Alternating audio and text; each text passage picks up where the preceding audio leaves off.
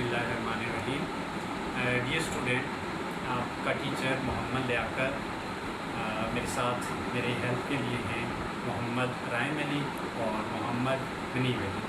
तो हम ने सिलसिला शुरू किया है फिज़िक्स के प्रैक्टिकल का। तो आज का प्रैक्टिकल जो है वो है स्नेल लॉ, या जिसे हम कहते हैं साइन n = साइन I/r। और इसमें हम जो है वो रिफ्रैक्शन को एक्सप्लेन करते हैं। रिफ्रैक्शन, इसके लिए जो हमें दरकार सामान है उसमें ड्राइंग बोर्ड, हमारे पास चूँकि घर में ड्राइंग बोर्ड नहीं है तो ड्राइंग बोर्ड की जगह हमने एक कॉपी यूज़ की है। उसके साथ साथ जो है वो इस प्रैक्टिकल के लिए आपको ये डी, उसके साथ कंपास और स्केल, थंब पेन नहीं दिखाएँ, और ये क्या उसको कहते हैं कॉमन पेन, थंब पेन और पेंसिल, ये आपके साथ कैलकुलेटर भी इसके लिए लाजमी है। तो ये चीज़ें जो है वो आपके लिए ज़रूरी हैं। तो हम जो है वो सबसे पहले इस प्रैक्टिकल को स्टार्ट करते हैं। मैंने वहाँ से पेज दें, एक प्लेन पेज। जो इसका फर्स्ट स्टेप है वो जो है वो आप क्या करेंगे कि इस ड्राइंग बोर्ड के ऊपर, जो लकड़ी का बना होता है, इस ड्राइंग बोर्ड के ऊपर आप जो है वो थंब पेनों की मदद से एक ये इस पेज को लगा देंगे। थंब पेनें हमेशा तिरछी लगाएं ताकि उन्हें, और ये बाहर रहनी चाहिए बोर्ड से, ताकि इनको वापस रिमूव करने में आपको आसानी है। आपने ये थंब पेनें लगा ली। लगाने के बाद आपने इसका जो ये लैंडस्केप साइड है इस तरह इसे अपने सामने कर लेंगे। उसके बाद जो है वो आप ग्लास स्लैब को इसके बिल्कुल सेंटर में रखेंगे और एक बिल्कुल शार्प टिप वाली पेंसिल के साथ इसकी बाउंड्री लाइन लगा लेंगे। बाउंड्री लाइन लगाते हुए आप जस्ट अपनी फिंगर को इसके ऊपर रखें, ये बिल्कुल स्ट्रेट हो, और उसके बाद जो है वो आप इसकी बाउंड्री लाइन ड्रा कर लें। ये आपने बाउंड्री लाइन इसकी ड्रा कर ली। बाउंड्री लाइन ड्रा करने के बाद इसको इसी पोजीशन में थोड़ा सा मूव करके आगे रख लें। अब ये सामने आपके इसकी बाउंड्री लाइन आ गई।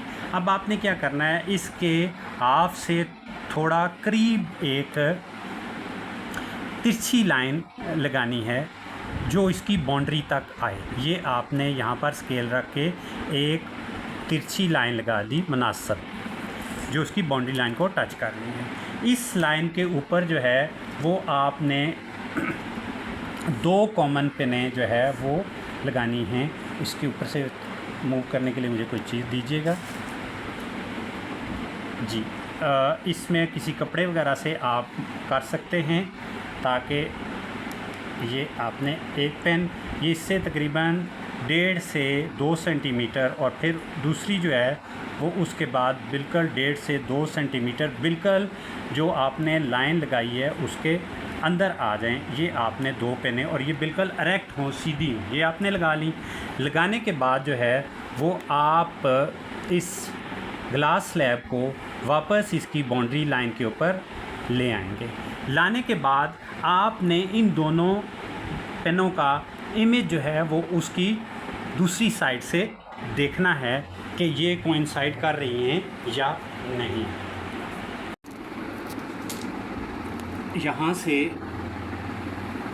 ये देखेंगे कि इन दोनों पेनों का इमेज, यहाँ पर जब आप आएंगे और आप देखेंगे तो एक तरफ जब आप मूव करते हैं तो इन पेनों का जो अक्स है वो एक दूसरे से दूर हो जाता है, और एक जगह ऐसी आती है कि जब आप इन दोनों पेनों का अक्स इसकी वाल के अंदर बिल्कुल एक्यूरेट नज़र आ रहा हो, तो यहाँ पर जो है वो आप क्या करेंगे कि इन दोनों पेनों के जहाँ पर अक्स को इंसाइड कर एक दूसरे के पीछे छुप रहा है, वहाँ से आप जो है वो एक तीसरी पेन लगा देंगे। यहाँ जब आपने इसको लगा दिया, अब आप देख सकते हैं कि उन दोनों पेनों का अक्स और ये जो थर्ड वन है वो बिल्कुल एक दूसरे के साथ क्या कर रही हैं, को इंसाइड कर रही हैं। इसकी इस वाल के अंदर आपने देखना है, आउटसाइड नहीं देखना। बाहर से तो आपको ये डिफरेंट नज़र आ रही होगी, लेकिन इनका जो इमेज है यहाँ पर इस वाल के अंदर, वो आपने फोकस करना है। इसके बाद जो है वो आप एक फोर्थ वन, चौथी पेन लगाएंगे जो उन दोनों के अक्स और इस तीसरी पेन को क्या करेगा, अपने उसमें बिल्कुल एक ही लाइन में आ जाएंगे। अब जो है वो आपने चौथी पेन लगानी है कि उन दो पेनों का अक्स और ये तीसरी पेन, ये तीनों एक ही लाइन में, यानी जो मैं ये चौथी पेन लगा रहा हूँ, फोर्थ वन, ये उन दोनों पेनों के अक्स और तीसरी पेन को अपने पीछे छुपा दें। ये मैंने इसको देख के यहाँ रखा और इसके बाद जो है वो मैं इसको थोड़ा सा पुश कर लूँगा ताकि ये लग जाए। अब आप देख सकते हैं कि ये पेनें जो है वो उन दोनों पेनों का अक्स और ये दोनों पेनें जो है वो एक ही लाइन में आ गई हैं।